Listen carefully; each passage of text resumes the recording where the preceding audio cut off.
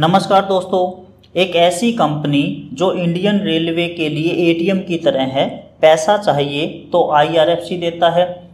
आज आपको आईआरएफसी का पूरा सच बताऊंगा, जिसमें प्रॉफिट, डिविडेंड, ग्रोथ और रिस्क सब कवर होंगे। साथ में हम फंडामेंटल और टेक्निकल एनालिसिस से भी जानेंगे कि हमें आईआरएफसी में क्या करना चाहिए। दोस्तों, आईआरएफसी में रिटेलर ने बहुत लॉस उठाया है। हम लॉस वाले पोजीशन से प्रॉफिट में आने के लिए 1 साल 2 साल तक वेट कर सकते हैं, लेकिन किसी कंपनी का कंप्लीट स्ट्रक्चर जानने के लिए हम 10 से 12 मिनट तो लगा ही सकते हैं। इसलिए वीडियो को कंप्लीट देखिएगा, कोई भी स्किप मत कीजिएगा, क्योंकि हो सकता है कि जहां से आप स्किप करें वही इंपॉर्टेंट पॉइंट हो। तो चलिए दोस्तों, शुरू करते हैं। सबसे पहले हम बात करते हैं आईआरएफसी, रेलवे का बैंकर। इंडियन रेलवे को पैसा देना सिर्फ आईआरएफसी का ही काम है।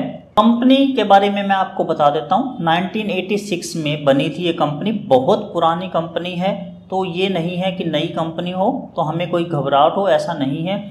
कंपनी को 2025 में नवरत्ना का स्टेटस मिला है। 9 रत्न जिसको हम बोलते हैं, ऐसी 9 कंपनी चूज करती है गवर्नमेंट और नवरत्न स्टेटस देती है।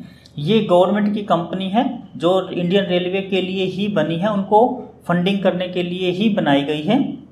रेलवे अपनी कंप्लीट सर्विस जैसे ट्रेन, कोचेज, इंजन, कोई भी प्रोजेक्ट के लिए उसको कोई भी नीड हो तो आईआरएफसी से ही पैसा उठाता है। आईआरएफसी का बिजनेस मॉडल क्या है? आईआरएफसी खुद बैंक से लोन लेता है या बॉन्ड के थ्रू पैसा मार्केट से उठाता है। ये पैसा रेलवे को देता है। रेलवे इसको इंजन बनाने के लिए, कोचेज के लिए, ट्रैक बनाने के लिए, मेंटेनेंस के लिए यूज करती है। रेलवे उस पैसे को लीज के फॉर्म में लेती है। साथ में आईआरएफसी को एक फिक्स इंटरेस्ट भी देती है, साथ में प्रॉफिट का हिस्सा भी देती है। आईआरएफसी को पैसा वसूल करना बहुत इजी है, क्योंकि सामने वाली पार्टी भी खुद इंडियन रेलवे है। इसमें रिस्क बहुत कम है और डिफॉल्ट के चांस है ही नहीं। मैं फाइनेंशियल हाईलाइट बता देता हूँ आपको फाइनेंशियल ईयर 2025 की। 2025 में रेवेन्यू 27,157 करोड़ रुपए का आया, प्रॉफिट 6500 करोड़ रुपए, ईपीएस लगभग 5 रुपए पर शेयर। कंपनी ने डिविडेंड दिया 3005 करोड़ रुपए का।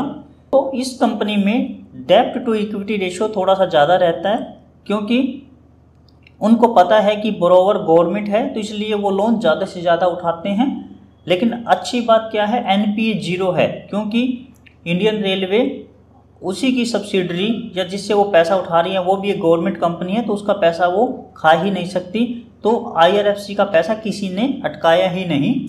5 साल के रेवेन्यू की अगर मैं बात करूं 2020 से 2025 तक, तो ईयर ऑन ईयर ये बढ़ता ही जा रहा है। 2020 में 13,000 करोड़, 21 में 15,000 करोड़, 22 में 20,000 करोड़, 23 में 23,000 करोड़, 24 में 26,000 करोड़ और 25 में 27,000 करोड़। तो हम ये कह सकते हैं कि इनका बिजनेस बढ़ता ही जा रहा है। अब मैं फंडामेंटल आपको बता देता हूँ। ये करंट का एनालिसिस है। 1,54,340 करोड़ रुपए की मार्केट कैप है। PE ratio 23, ROE 13, sector PE 17, bound week high 181, bound week low 108, PB ratio 2.85 और डिविडेंड यील्ड 1.35% है। बाउंड वीक हाई है ये दोस्तों, 1 साल का हाई है, कंप्लीट हाई नहीं है, क्योंकि 2024 में इसका हाई लगभग 220 से भी ऊपर चला गया था। और लेकिन अभी 1 साल का अगर डाटा देखें तो 181 है। ये मैंने आपको स्ट्रक्चर बताया था 2025 का कंप्लीट, और अब मैं बता रहा हूँ आपको Q1 अप्रैल से जून 2025 का। इसमें रेवेन्यू आया 6,915 करोड़ का, प्रॉफिट आया 1746 करोड़ रुपए का, जो पहले से 11% ज़्यादा है। रेलवे कैपेक्स की अगर बात करें तो गवर्नमेंट रेलवे के कैपेक्स को भी धीरे धीरे बढ़ा रही है। 2023-24 में 2.60 लाख करोड़ इनका बजट था। 2024-25 में थोड़ा सा बढ़ाया इन्होंने, 2.62 लाख करोड़ हुआ। 2025-26 में 2.65 लाख करोड़, वहाँ से थोड़ा सा और इंक्रीज हुआ। तो हम ये कह सकते हैं कि गवर्नमेंट की तरफ से भी इनको पूरा सपोर्ट है। रेलवे का बजट बढ़ा रहे हैं। जितना बजट बढ़ेगा उतना ही आईआरएफसी का बिजनेस भी बढ़ेगा।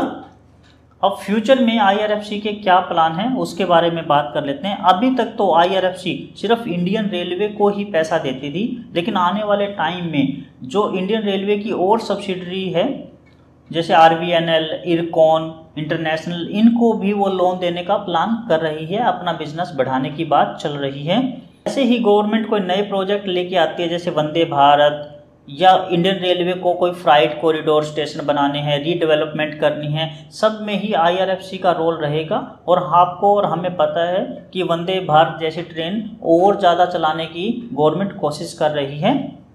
हमें गवर्नमेंट ने इसको नवरत्ना का जो स्टेटस दिया है उससे इसकी और फ्लेक्सिबिलिटी बढ़ेगी, बिजनेस और ज़्यादा इंक्रीज होगा।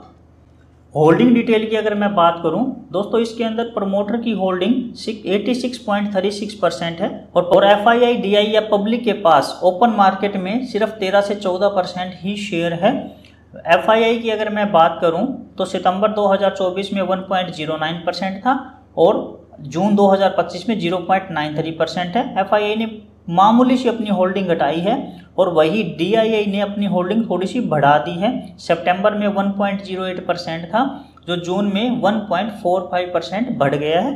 पब्लिक के पास लगभग बराबर सी ही पोजीशन रहती है। सितंबर में 11.48% था, जून में 11.24%।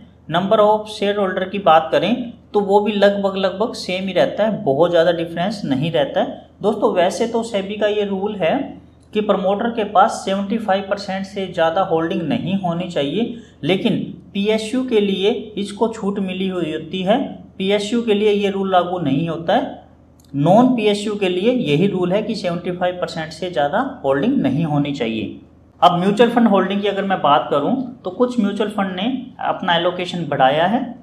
एडलविस, आदित्य, कोटक, जिरोडा, नेवी, इन्होंने इंक्रीज किया है एलोकेशन जुलाई 2025 में। आदित्य बिरला ने, हम इसको डिक्रीज एलोकेशन बोल सकते हैं, लेकिन एक फंड से निकाल के दूसरे फंड में इन्होंने पैसा डाला है, तो हम ये कह सकते हैं कि म्यूचुअल फंड वाले भी इस शेयर पर बुलिश है।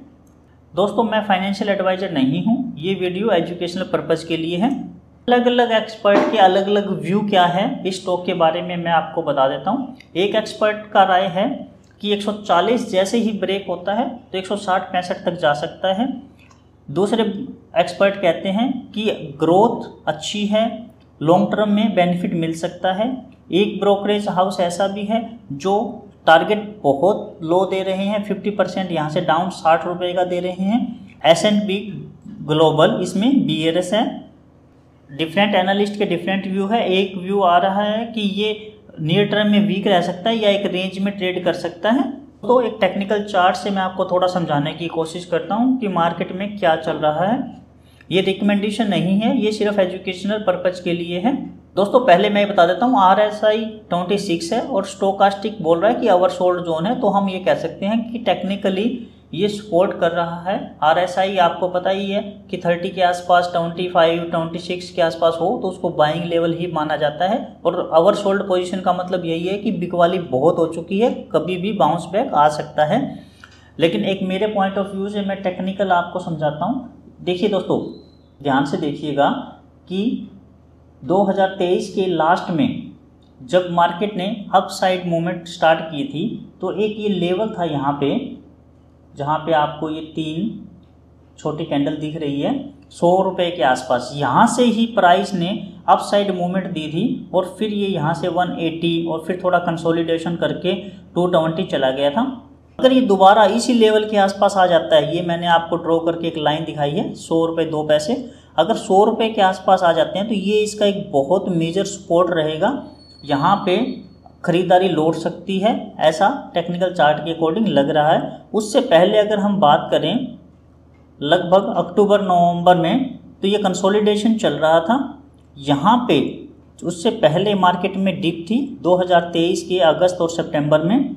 अगर मार्केट इस लेवल पे आ जाता है तो यहाँ पे तो हम बहुत ही ज़्यादा अनदर सपोर्ट जोन बोल सकते हैं 80 रुपये के आसपास।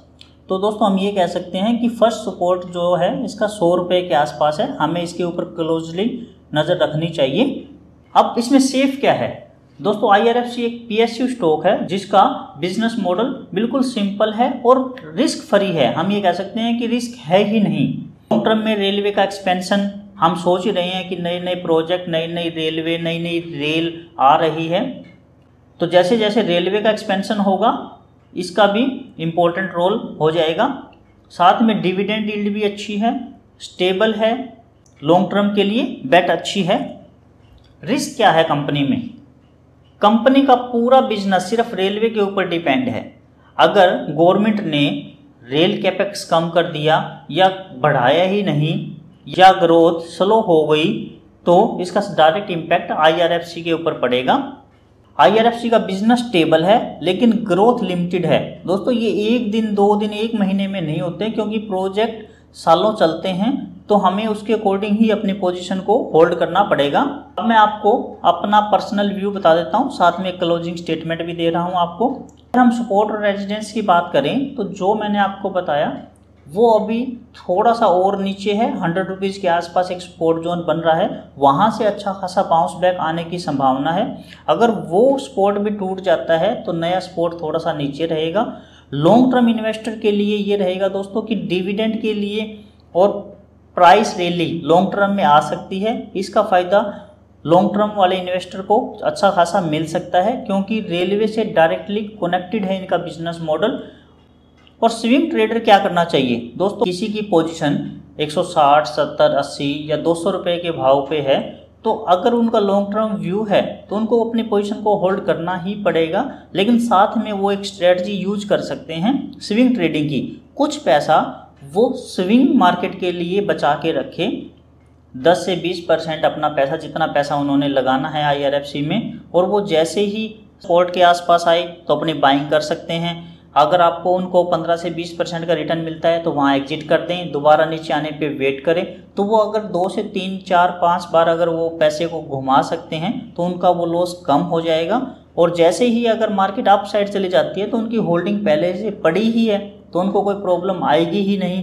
दोस्तों ये था कंप्लीट IRFC का स्ट्रक्चर। वीडियो आपको ज़रूर अच्छी लगी होगी, आप इसको लाइक करें। आपको नेक्स्ट कौन सा टॉपिक पर वीडियो चाहिए इसके लिए आप मुझे कमेंट करें।